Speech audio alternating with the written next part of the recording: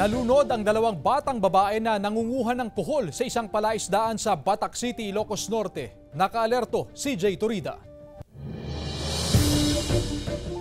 Nalunod sa isang palaisdaan sa Barangay Colo, Batac City, Ilocos Norte ang dalawang babae na edad 8 at 14. Sa paunang investigasyon ng PNP, namumulot ng kuhol sa palaisdaan ng dalawang magkamag-anak para gawing ulam. Pero napunta sila sa malalim na bahagi nito. Huli na nang dumating ang saklolo. Timapog kamamin di enji tanong inalaw mi dagi ubing. Adada yung nagdi tanong na pitak dagi bo da. Adalam.